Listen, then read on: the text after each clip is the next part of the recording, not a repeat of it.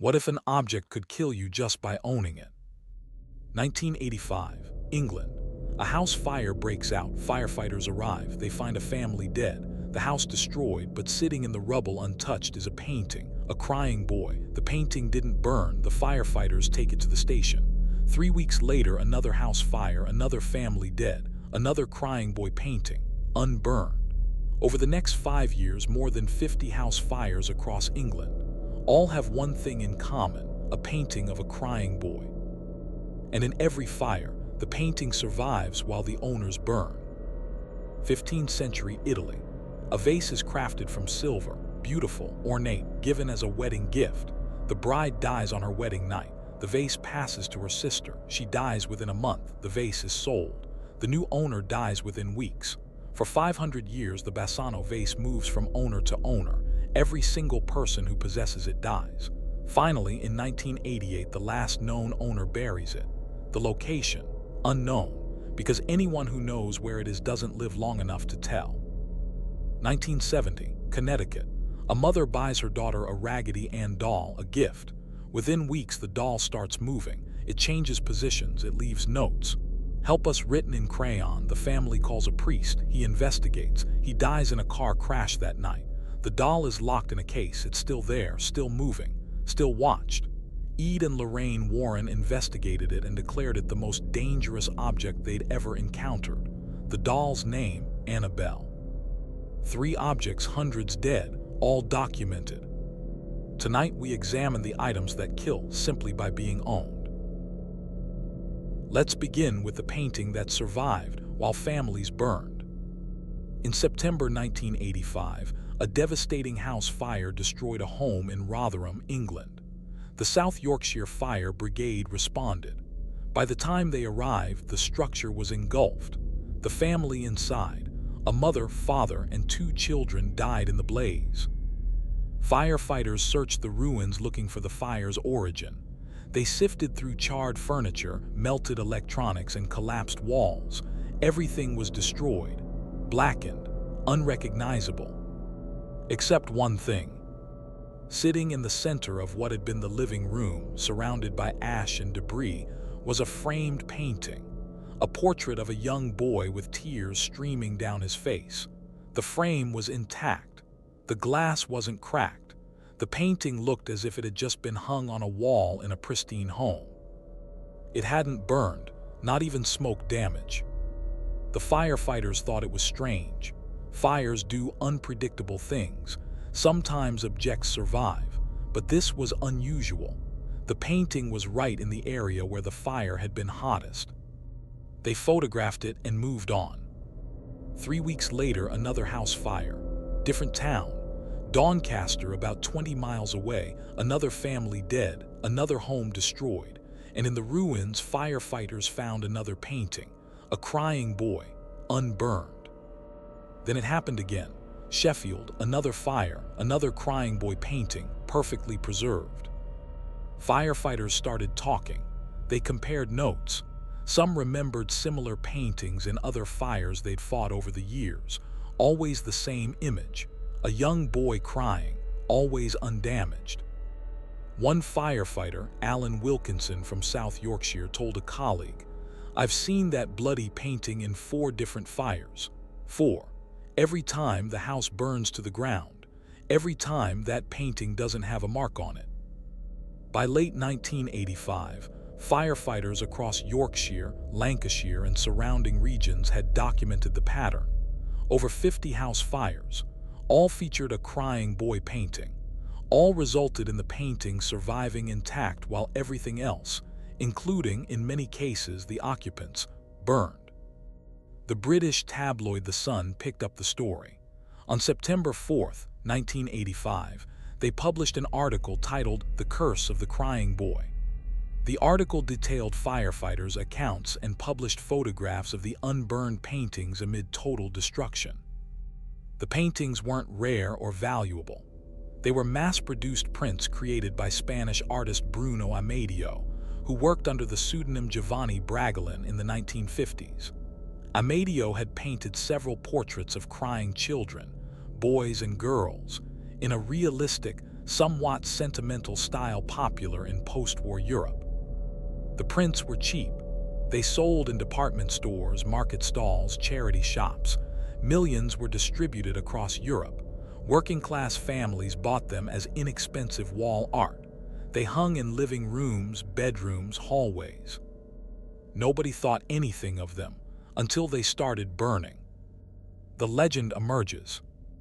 As the Sun's story spread, a legend emerged about the painting's origin. According to rumor, the boy in the painting was a real child named Don Benillo, a Spanish orphan. Amadeo allegedly befriended the boy and used him as a model. Shortly after the paintings were completed, Don Benillo's orphanage burned down. He survived, but the legend claimed he was cursed. Every building he entered would eventually burn, yet Don Benillo himself would always survive.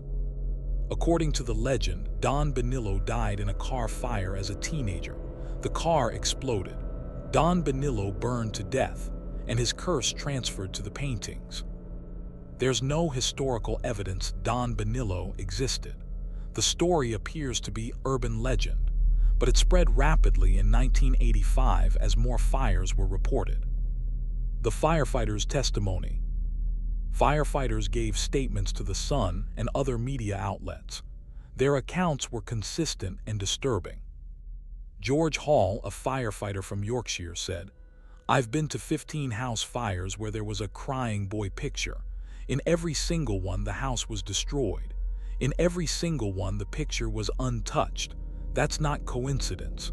That's not normal." Peter Hall, no relation, another Yorkshire firefighter, described finding a crying boy painting in a house fire that killed an elderly woman. Everything in that room was ash. The furniture, the carpet, the curtains, all burned completely. But the painting was sitting on the mantelpiece like nothing happened. The glass wasn't even hot. Ron Hall, also no relation. Hall is a common surname in Yorkshire, reported similar experiences across multiple fires. "We started joking about it. Check for the crying boy. And we'd find it, every time." The Sun published photographs. Readers saw images of completely destroyed homes, walls collapsed, roofs caved in, everything charred beyond recognition, with a crying boy painting sitting pristine in the wreckage. Public panic. The articles triggered mass panic. Families who owned crying boy paintings wanted them gone, immediately. People tried to throw them away. Some reported the paintings kept reappearing in their homes. They'd put them in the trash. The next day, the painting would be back on the wall. Others tried to burn them. According to multiple accounts, the paintings wouldn't burn. People poured gasoline on them. The frames would char, but the canvas wouldn't catch fire. The Sun received thousands of letters from readers reporting strange experiences. Paintings moving to different rooms. Fires starting near the paintings. Family members dying after acquiring the paintings. Failed attempts to destroy the paintings. In October 1985, the Sun organized a mass burning. They invited readers to bring their crying boy paintings to be destroyed. Thousands showed up. The paintings were piled in a bonfire. According to reports, some took hours to burn. Witnesses said the paintings seemed to resist the flames. Scientific explanations. Skeptics and fire investigators offered rational explanations. Theory 1. Fire-resistant varnish. Some mass-produced prints in the 1950s used fire-retardant varnish to protect the ink from fading. This varnish could make the canvas more resistant to flames than surrounding materials like wood, furniture, or fabric. Theory 2. Position and airflow. Paintings hung on walls are often the last objects to burn in a house fire. Heat rises. Walls provide some protection. Glass-fronted frames create an air gap that can insulate the painting. If a wall collapses at the right moment, the painting might fall face down, further protecting it. Theory 3. Confirmation bias and media amplification. Millions of crying boy paintings were sold. Statistically, some would survive fires purely by chance. Once firefighters and media started looking for them, they found them more often, not because they were appearing more frequently, but because people were paying attention. Theory 4. The painting's materials. Analysis of surviving Crying Boy paintings showed they were printed on thick cardstock or canvas board, not thin paper. This made them more durable than typical posters. But what about the deaths? The scientific explanations addressed why paintings might survive fires. They didn't address why so many fires occurred in homes with these specific paintings. Were the fires coincidental? Possibly. Millions of homes had Crying Boy paintings. Some would inevitably experience fires from normal causes, electrical faults, cooking accidents, cigarettes. But the sheer number of documented cases, over 50 in 5 years, in a relatively small geographic area, seemed unusual. The curse today. Crying Boy paintings still exist. They appear on eBay, in antique shops, in charity stores. Most sell for a few pounds or dollars. Most people won't buy them. In 2010, a British couple, William and May Wilkins, claimed their Crying Boy painting caused a fire that destroyed their home. They'd owned it for 6 months. The fire started in the room where it hung. They escaped. The painting didn't burn. In 2018, a Reddit user posted about finding a Crying Boy painting in a house they just moved into. They tried to throw it away. It kept reappearing. They eventually burned it in their fireplace. According to their post, the painting took 3 hours to burn and their fireplace cracked during the process. Whether curse or coincidence, the Crying Boy paintings have earned their reputation. Own one, and fire becomes a statistical likelihood that feels more like fate. From a painting that survives flames, to a vase that kills faster than fire ever could. In 15th century Napoli, Italy, a master silversmith received a commission. A wealthy merchant was marrying. He wanted a wedding gift for his bride, something beautiful, something that would demonstrate his wealth and taste. The silversmith crafted a vase, approximately 15 inches tall, made from solid silver. The surface was decorated with intricate engravings, scenes of courtship, romance, love, cherubs, flowers, delicate filigree work that caught the light. It took months to complete. The result was stunning. The vase was presented to the bride on her wedding night. She placed it in her bedchamber. She admired it. She went to sleep. She was dead by morning. The cause of death was unclear. She was young, healthy. There was no sign of illness or injury. Physicians were baffled. The family was devastated. The vase was passed to her younger sister as part of the estate. The sister placed it in her home. She died within a month. Same circumstances, no apparent cause, just death. The family became frightened. They sold the vase. The buyer, a local nobleman, took it home. He displayed it proudly in his parlor. He died within 3 weeks. The vase was sold again. The new owner lasted 2 months before dying suddenly. By the early 1500s, the vase had acquired a reputation. It was called the Basano vase, after the family of the original bride, and it was known as cursed. But cursed objects are valuable to certain collectors, people who believe they can break curses, people who think they're immune, people who simply don't believe in curses at all. So the vase continued to change hands. Every owner died. For 500 years, the Basano vase moved through Italy and eventually across Europe. Records are incomplete, but historians and paranormal researchers have documented at least 15 confirmed owners between the 15th and 20th centuries. None lived more than a few months after acquiring it. Documented cases. 1723. A French aristocrat purchased the vase from an Italian dealer. He wrote in his diary about the exquisite silver vase of questionable provenance. He died in his sleep 4 weeks later. His servants refused to touch the vase. It remained in his estate for months before being sold. 1812. A British collector acquired the vase during the Napoleonic Wars. He was cataloging Italian antiquities. He wrote to a colleague, "I have obtained a remarkable silver vase said to be cursed." Superstitious nonsense, of course. He died of a sudden fever within 6 weeks. His widow sold his entire collection immediately, including the vase. 1897. A German museum acquired the vase as part of a larger collection of Renaissance silverwork. The curator who cataloged it died within a month, heart failure. His replacement refused to handle the vase. It was placed in storage. 1938. During World War II, the vase disappeared. Records suggest it was looted from a private collection in Italy. Its whereabouts were unknown for decades. 1982 to 1988. The vase resurfaced in Naples in 1982. A pharmacist named Mario Giordano purchased it at an estate sale. He was an amateur antique collector. He didn't know the vase's history. He placed it on a shelf in his pharmacy. Customers admired it. 3 months later, Mario collapsed behind the counter. Heart attack, dead at 42. No prior heart condition. The vase passed to his widow. She wanted nothing to do with it. She sold it to an antique dealer. The dealer, Francesco Rossi, kept it in his shop. He displayed it prominently. He used it to attract customers, a genuine Renaissance silver vase. 2 months later, Francesco died in his sleep. No apparent cause. He was 56. His shop was closed. His inventory was liquidated.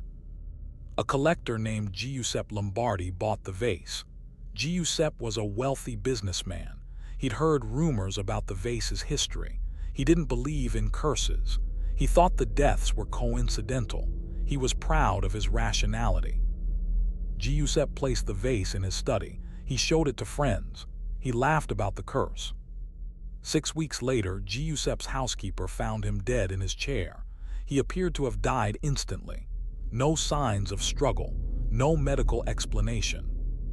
Giuseppe's family was terrified. They'd heard the stories. They refused to keep the vase. It was sold to another collector. He died within a month. By 1987, the vase had killed 4 owners in 5 years. The final owner. In 1988, the vase was purchased by a man whose name has never been publicly released. According to accounts, he was a wealthy collector who specialized in cursed objects. He believed he could contain or neutralize curses through ritual. He acquired the vase. He studied it. He performed various rituals, none of which are described in surviving accounts. According to legend, he decided the vase could not be destroyed. Destroying cursed objects, he believed, could release the curse in a more virulent form. Instead, he decided to bury it. He told no one where. He performed the burial alone. He covered the location. He never disclosed it. According to the story, he died shortly afterward. Heart failure, just like many previous owners. Before he died, he allegedly told a priest, "The vase is buried where it will never be found, and I pray it stays that way." Theories about the curse. Theory 1. Poison. Silver can tarnish and corrode, especially if it's an alloy containing other metals. If the vase was crafted using lead, arsenic, or other toxic materials common in Renaissance metalwork, proximity to it could cause chronic poisoning. Symptoms of heavy metal poisoning include organ failure and sudden death, consistent with many owners' fates. Theory 2. Supernatural. Believers in the curse suggest the vase was created using forbidden methods. Some legends claim the silversmith included human remains in the alloy. Others suggest the bride's spirit cursed it upon her death. Theory 3. Coincidence and selection bias. Perhaps the deaths were unrelated to the vase. People die of natural causes. If you track any object through 500 years, some owners will die unexpectedly. The vase's reputation then creates confirmation bias. Every death is attributed to the curse. Theory 4. It's not real. Skeptics argue the Basano vase is entirely legend. No museum has confirmed its existence. No photographs exist, though this could be explained by the vase being in private hands. The story could be a conflation of multiple cursed object legends. The vase today. If the vase exists, it's buried somewhere in Italy. The last known owner is dead. The location is unknown. Occasionally, someone claims to have found it. These claims are never verified. In 1999, an antique dealer in Rome claimed to have acquired the Basano vase. He displayed it in his shop. He died within 6 weeks. Whether the vase he had was genuine or a replica is unknown. His family refused to speak publicly about it. The vase disappeared again. The legend of the Basano vase persists. Somewhere buried or hidden, a silver vase waits. 500 years of death, 15 documented owners, none survived. And if it's ever found again, the count will continue. From a vase buried to stop the deaths, to a doll locked in a case for the same reason. In 1970, a woman walked into a hobby shop somewhere in Connecticut. It was near Christmas. She was shopping for her daughter, Donna, who was a nursing student in her early 20s. Donna collected dolls, nothing obsessive, just a casual hobby. She liked vintage toys, especially from her childhood. The mother found a Raggedy Ann doll, classic design, red yarn hair, triangle nose, button eyes, white apron over a red dress with a white polka dot pattern, traditional cloth doll, the kind that had been popular for decades. It was used but in good condition, inexpensive, perfect gift. She bought it. Donna loved it. She placed it on her bed in the apartment she shared with her roommate, Angie. The apartment was in a building near their nursing school. For the first few weeks, nothing unusual happened. It was just a doll. Then it started moving. Donna and Angie would position the doll carefully on the bed in the morning, sitting upright, legs crossed, arms at its sides. They'd leave for class. When they came home, the doll would be in a different position, face down, arms spread on the floor. At first, they thought they were misremembering, or that the doll was falling due to how they positioned it. They started testing it. They'd place the doll deliberately. They'd note the exact position. They'd lock the apartment. The doll still moved. One day, they came home and found the doll on the couch in the living room. They'd left it in the bedroom. The bedroom door had been closed. Then they started finding notes. The notes were written on parchment paper in childish handwriting. Simple messages. Help us. Help Lou. Lou was Donna's boyfriend. He visited the apartment frequently. He hated the doll. From the first day he saw it, he felt uncomfortable around it.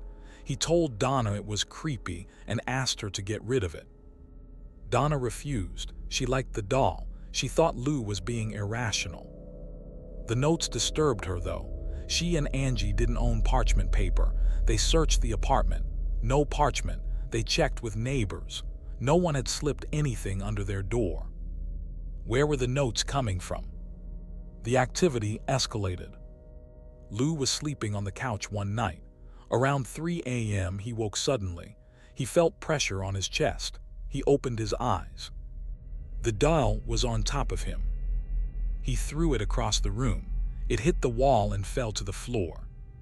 The next morning, Lou had scratches on his chest, 7 distinct claw marks running from his collarbone to his abdomen. They looked like fingernail scratches, deep. Some were bleeding. But Lou had been alone, and his fingernails were cut short. Donna finally became frightened. She contacted a medium. The medium, whose name has never been publicly released, came to the apartment and conducted a seance. According to the medium, the doll was possessed by the spirit of a young girl named Annabelle Higgins. Annabelle Higgins had died on the property long before the apartment building was constructed. She was 7 years old when she died. Her spirit had remained on the land. When the doll came into the apartment, Annabelle's spirit attached to it. The medium said Annabelle was lonely. She wanted to be loved. She wanted to stay with Donna and Angie.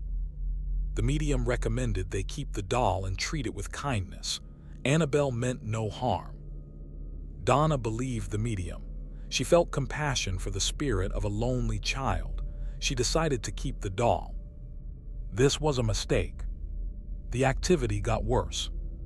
One night, Donna and Angie came home to find the doll in Donna's bedroom. There was red liquid on the doll's hands and chest. It looked like blood. They called their priest. The priest visited. He listened to their story. He examined the doll. He was skeptical but concerned. He contacted Ede and Lorraine Warren, paranormal investigators based in Connecticut who had gained fame for their work on the Amityville horror case. Ede and Lorraine Warren arrived in 1970. They interviewed Donna, Angie, and Lou. They examined the apartment. They examined the doll. Lorraine Warren, a self-proclaimed clairvoyant, said she felt a dark presence. Not a child, not Annabelle Higgins, something else. Ede Warren, a demonologist, declared the doll was not possessed by a child's spirit. It was manipulated by an inhuman entity, a demon. According to Ede, the story of Annabelle Higgins was a deception. Demons can't possess people directly. They need permission. They manipulate. They lie. They pretend to be friendly spirits to gain trust. The demon, Ede explained, was using the doll as a conduit. It was pretending to be a child to gain Donna's sympathy and permission to remain in the apartment. The ultimate goal was to possess Donna herself. Lorraine Warren later described it. The doll itself is not possessed. Dolls can't be possessed, but the demon is using it as a vessel to communicate and manipulate, and it wants a human host. Ede convinced Donna to get rid of the doll. She agreed. The Warrens took Annabelle. On the drive back to their home in Monroe, Connecticut, their car malfunctioned repeatedly. The engine stalled. The brakes failed. The steering became difficult. Ede pulled over. He took a vial of holy water from his bag. He always carried holy water and sprinkled the doll. He said a blessing. The car problem stopped. They made it home without further incident. The priest. Shortly after the Warrens took possession of Annabelle, a Catholic priest visited their home. The priest was a friend of Ede's. He'd heard about the doll and was curious. He saw the doll sitting on a chair in the Warrens' office. He laughed. "This is the dangerous doll. It's just a Raggedy Ann. You're telling me this thing is demonic." Ede warned him, "Don't mock it, don't challenge it." The priest picked up the doll. He tossed it in the air and caught it. "If you're so dangerous, do something, hurt me." Ede asked him to leave. The priest laughed, put the doll down, and left. On his drive home, the priest's brakes failed on a highway. His car went off the road. It flipped multiple times. The priest was thrown from the vehicle. He survived but was severely injured. Multiple broken bones, internal injuries. He spent weeks in the hospital. When he recovered enough to speak, he called Ede from the hospital. "The doll tried to kill me." The Occult Museum. The Warrens built a special case for Annabelle. It's made of glass with a wooden frame. The case is blessed by a Catholic priest monthly. A warning sign is posted on the front. "Warning, positively do not open." The doll sits inside the case in the Warrens Occult Museum in Monroe, Connecticut. The museum contains hundreds of haunted and cursed objects the Warrens collected over decades of investigations. Ede Warren died in 2006. Lorraine Warren died in 2019. The museum is now part of Lorraine's estate and is managed by her son-in-law, Tony Spira. The museum is not regularly open to the public due to zoning restrictions and the dangerous nature of the objects inside. But Annabelle remains. Reports from visitors. People who have visited the museum report disturbing experiences near Annabelle's case. Sudden feelings of dread or nausea. Temperature drops. The sensation of being watched. In some cases, scratches appearing on their bodies after leaving. Tony Spira has documented incidents where people who mocked or touched the case later experienced accidents or misfortune. One visitor, a young man, pounded on the glass case and challenged the doll. "If you're real, scratch me right now." Nothing happened in the museum. On his motorcycle ride home, he crashed. He died. His girlfriend, who was with him, survived. She later told investigators that his brakes failed suddenly on a curve. The movies. Annabelle became famous through the Conjuring film series. The character is based on the real doll, though the movie version is a porcelain doll, more visually frightening than Raggedy Ann. The films take liberties with the story, but the real Annabelle is still in Monroe, Connecticut, still locked in the glass case. According to Tony Spira, the doll still moves. Security cameras positioned on the case have captured footage of the doll's head turning slightly. The footage is not public. Spira says, "People think it's funny, they think it's fake, but I've seen what this doll can do. I've seen the harm it's caused. It stays in the case, always." The real Annabelle is a cloth doll, faded now, nearly 55 years old. It sits in a glass case with a warning sign. And according to everyone who's ever encountered it, it's still very much active. 3 cursed objects, 3 legacies of death, all real, all documented. The crying boy painting survived 50 fires. The families burned. The paintings didn't. The Basano vase killed every owner for 500 years. It's buried now, somewhere in Italy, and if the curse is real, that's where it should stay. Annabelle sits in a locked case in Connecticut. The Warrens called it the most dangerous object they ever encountered. It's still there, still moving, still watched. 3 cursed objects with hundreds of documented deaths. Here's what makes cursed objects different from other paranormal phenomena. You can avoid them. You can choose not to own them. But once you do, the curse doesn't care about intention. It doesn't care if you didn't know. It just kills. The crying boy paintings were cheap art. Families bought them to decorate. They had no idea. The Basano vase was a beautiful antique. Collectors wanted it. They didn't survive wanting it. Annabelle was a gift. A mother bought it to make her daughter happy. It tried to possess her instead. Have you encountered a cursed object? Know someone who owned something that brought misfortune? Studied the history of haunted artifacts? Drop it below. Share this with someone interested in the paranormal, haunted objects, or supernatural history. These aren't ghost stories. These are documented cases. Subscribe to WhisprFrame for more cursed objects, haunted artifacts, and items that kill their owners.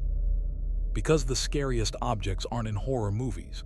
They're in antique shops, thrift stores, and attics, waiting for someone to buy them. The paintings are still out there. The vase is buried. Annabelle is locked up. But curses don't stay contained forever.